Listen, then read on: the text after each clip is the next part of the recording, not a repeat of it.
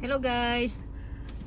Today is Sunday dito sa Orange County, California. So, dadalhin ko kayo sa Asian Pacific Market. Dadalhin ko kayo doon, guys. Papakita ko sa inyo kung ano yung market dito ng Asian for Filipino, what I mean. So binuksan lang natin yung ating moonroof kasi guys, hindi naman yung ganun hindi naman mainit ngayon dito. Hindi siya super init, may araw pero hindi siya super init. At saka hindi na natin kailangan gumamit ng ng aircon, o di ba? Pagbukas to. Kasi nga yung dapya ng hangin ay malamig naman. Okay guys, tara samahan niyo ako. So guys, sa wakas dumating na tayo dito.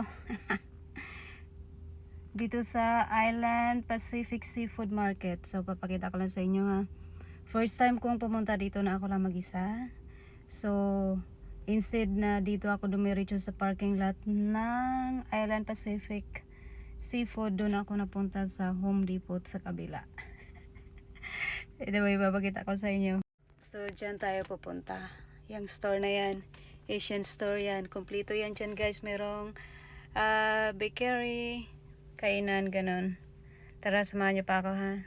So, papasok na tayo. Tingnan natin kung may anong meron dito.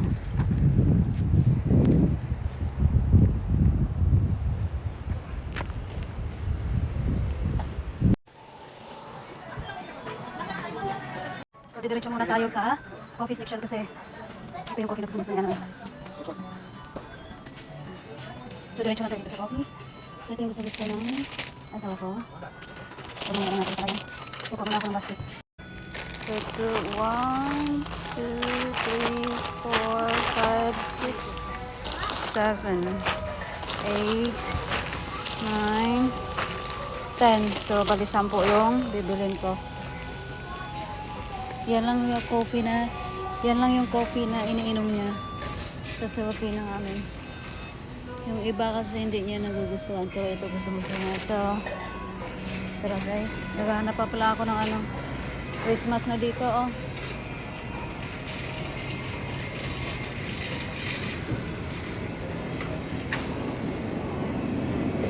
Dito lang yata ako makakabili ng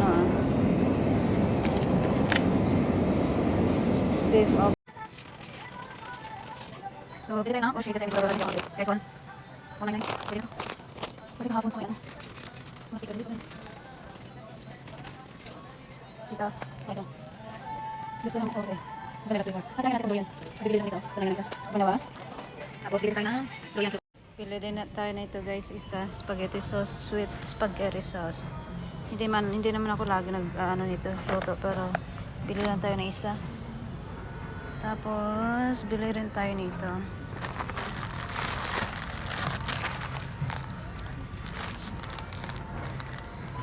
Kuha rin tayo ng vermicelli kasi hindi ko nakikita sa ibang store sa for example, Ralph or sa Albertson. Hindi ako nakakita ng ganito guys. Sa Tangham. So, bili na tayo nito. Parang dami na nabili ko na. Wow guys, ito yung napamili natin lahat. Dami, no? Basta pag ako lang yung magkano matabili natin. So, $5.99 yung Spanish roll.